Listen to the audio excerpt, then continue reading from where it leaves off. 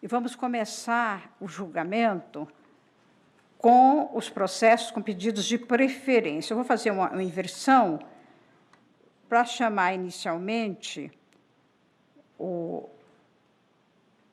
julgamento do agravo regimental no Aresp 2282-635 de Minas Gerais, porque estou impedida neste julgamento e passo para a presidência para o ministro Rogério Schetti. É da relatoria do ministro Antônio Saldanha. Ministro Rogério, Vossa Excelência tem a palavra.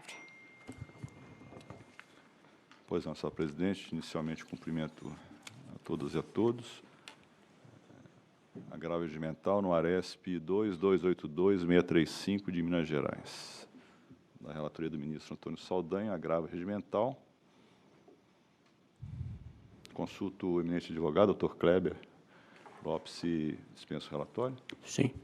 Vossa Excelência tem o prazo regimental de 5 minutos.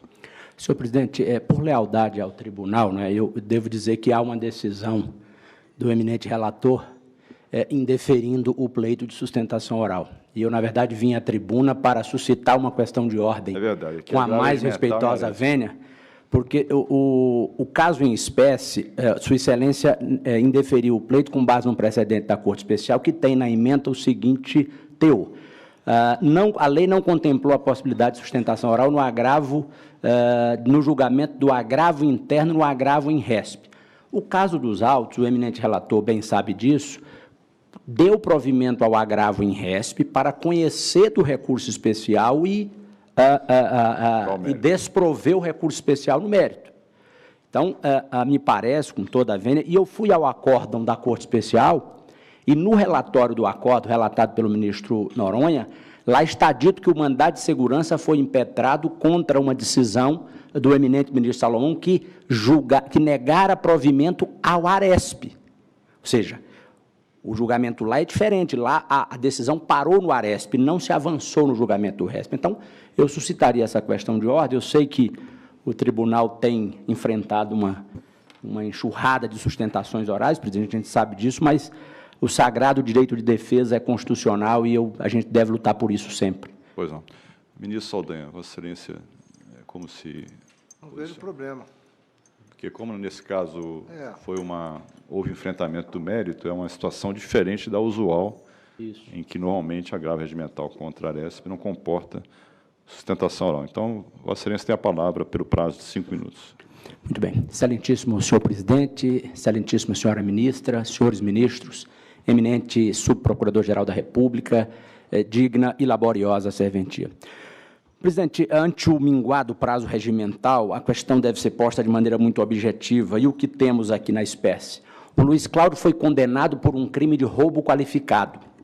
A denúncia formulada pelo Ministério Público, vejam, Vossas Excelências, não é a defesa quem diz isso e nem foi o réu em sua versão que disse isso. O Ministério Público, apurando o que havia no inquérito, diz textualmente que o acusado determinou a prática daquela conduta para dar um corretivo na vítima. Acusado e vítima, eminente ministro Jesuíno, eram concorrentes num determinado serviço lá na cidade de Unai. E a vítima estaria tirando os clientes do agravante. O agravante, então, para dar um corretivo na vítima, ou seja, para tirar a vítima do mercado, resolveu, mediante violência e grave ameaça, simular um roubo para que a vítima, então, com medo disso, deixasse a atividade que exercia.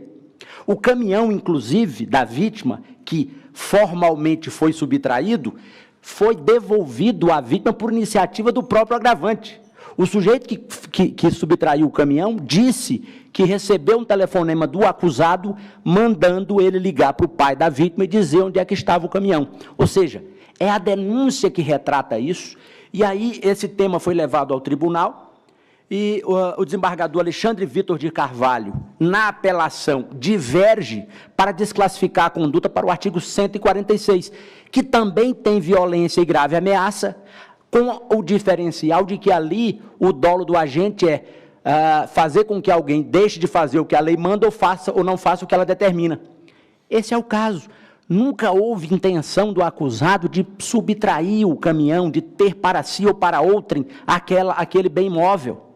E aí o desembargador Alexandre Vitor de Carvalho suscita no seu voto divergente uma outra questão. Ele disse, olha, não há prova judicializada que confirme a tese do roubo. E não havendo prova judicializada, nos termos do artigo 155 do Código de Processo, é preciso que se dê prevalência à tese da defesa. A defesa, então, eminente presidente, faz embargo de declaração para que o tribunal examine especificamente a tese de ofensa ao 155. Veja, é uma questão jurídica altamente relevante, não é tema secundário, é um tema que tinha o potencial de infirmar a condenação, e o acórdão dos embargos de declaração está nos autos, e da simples leitura do acórdão, nós veremos que só há referência ao artigo 155, presidente, no relatório. No corpo do voto, não há absolutamente nada dizendo que o artigo 155 não foi violado. Daí porque a tese de que houve ofensa ao 609, parágrafo 1 do Código de Processo Penal, porque essa discussão sobre a existência ou não de prova judicializada, na esteira do que suscitado pelo eminente desembargador Alexandre Vitor de Carvalho, essa decisão é relevantíssima. Porque se o tribunal disser que não tem prova judicializada, mas mesmo assim eu condeno com a prova do inquérito, o tribunal está assumindo a responsabilidade pela ofensa ao artigo 155. Agora, se o tribunal se recusa a dizer se houve ou não houve prova judicializada, a defesa não tem como enfrentar isso.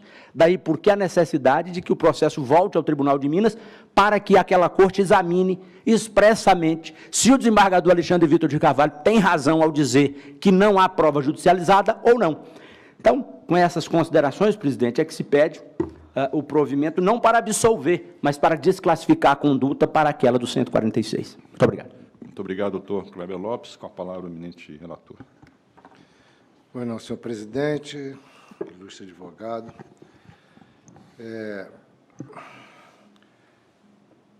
Eu despachei ontem com o doutor Kleber. Os argumentos dele são argumentos sensíveis, mas que eu não encontro respaldo nos autos do processo. Eu teria que entrar no exame de provas. O que acontece? A questão da prova judicializada, houve as declarações em sede policial. E um dos réus faleceu. O outro prestou as declarações, foi reconhecido, confessou que tinha sido contratado para fazer o roubo do caminhão. Talvez, por desconhecimento da tecnicidade do delito, ele tenha assim referido, mas os desembargadores se debruçaram em relação ao que ocorreu, e a tipificação eleita, dentre as duas teses possíveis, foi de que houve um roubo consumado. Diz aqui, a vítima narrou com detalhes da empreitada delitiva, ocorrida no dia 8/6/2002. Disse o seguinte, que tinha trabalhado anteriormente com o réu, que seria o mandante, trabalhou no ano passado por 2 meses, conduzindo um caminhão tipo Monk, quem conhecia há vários anos, e ele depois resolveu comprar um caminhão e trabalhar no mesmo ramo, que é a atividade que ele conhecia. Ele disse que foi contactado por telefone, um orelhão, para fazer um transporte de Manilha, e uma semana depois, até para a gente poder tentar extrair do depoimento da vítima, a gente está mergulhando nos fatos, não tenha dúvida.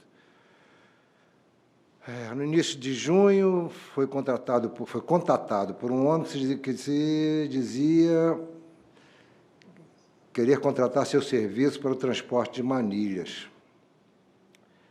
Não foi possível daquela vez, mais adiante, foi de novo contatado para realizar o serviço de transporte de manilha. e marcou de se encontrar no posto Beira-Rio, na saída da cidade de Unai. O declarante aguardou 10 minutos, bom, tudo bem. E chegaram os dois réus, e pediram que o declarante apanhasse as manilhas no povoado de Mamoeiro e as levasse até o povoado de Boa Vista. Seguiu conduzindo, e depois do povoado de Mamoeiro, cerca de 3 quilômetros, os desconhecidos pediram para que o declarante parasse para que pudessem urinar. No momento em que um deles, usando um revólver, anunciou que se tratava de um assalto. O outro, que não estava armado, tomou a direção. E entregaram à vítima uma garrafa de cachaça, o compelindo a bebê-la. Embriagado, perdeu a noção de distância percorrida, desde que o assalto foi anunciado. Recorda-se que foi, contudo, amarrado com uma corda que havia no caminhão e amarrado nas mãos e nos pés, e após ter esses membros cruzados, foi colocado no meio do mato, numa descida. Acredita que, quando foi abandonado pelos desconhecidos, era por volta de 15 horas. O horário que os encontrou no posto Beira-Rio teria sido 10h30. E ele vai continuar a narrativa.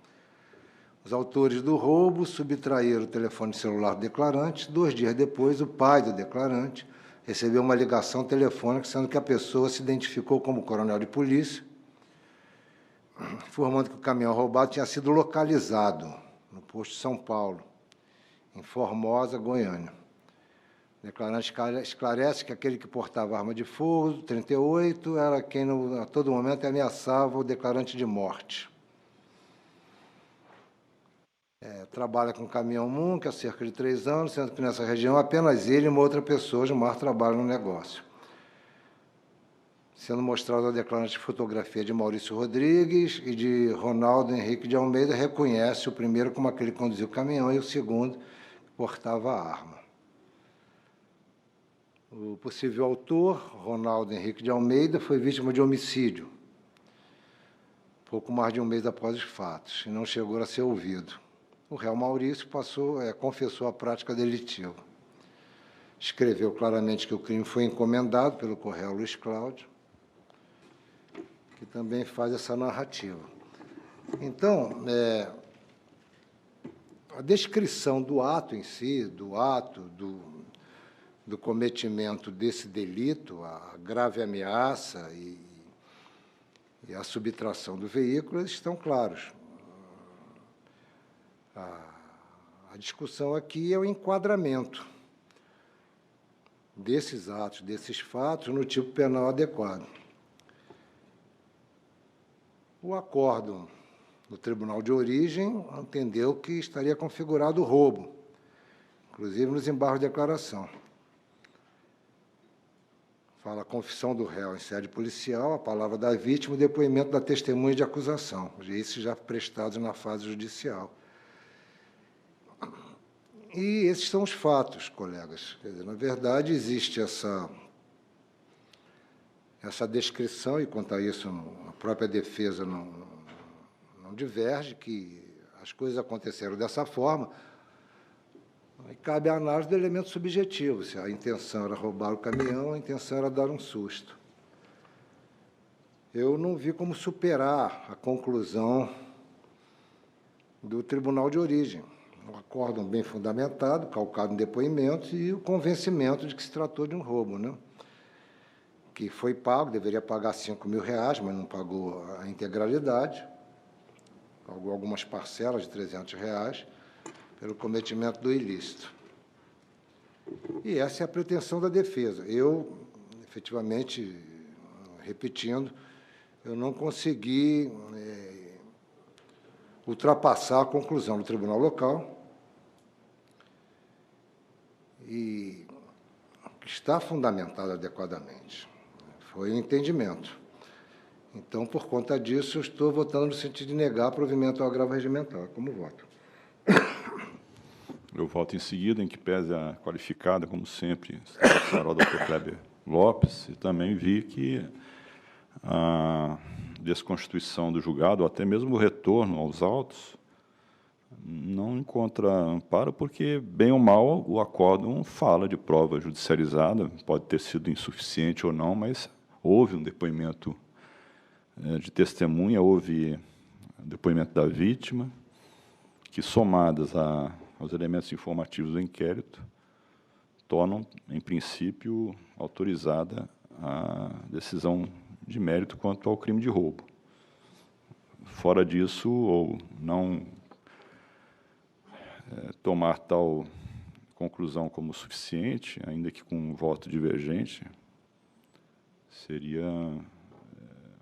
encontraria óbice na vedação, né, ao exame dos fatos. Então, por essas razões, eu acompanho o eminente relator. Ministro Jesuíno Rissato.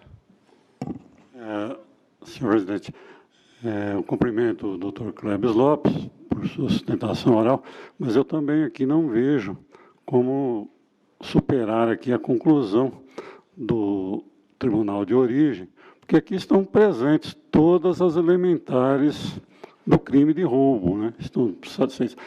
Quanto ao elemento subjetivo que a defesa alega, né, que não teria sido de ficar com a coisa alheia, seria outro o tipo penal, teríamos que realmente revolver a prova, né, para chegar a outra conclusão quanto a esse elemento subjetivo. Eu vou acompanhar o eminente relator. Proclamo o resultado. A turma, à unanimidade de votos, negou o provimento ao agravo regimental, impedido a ministra Laurita Vaz.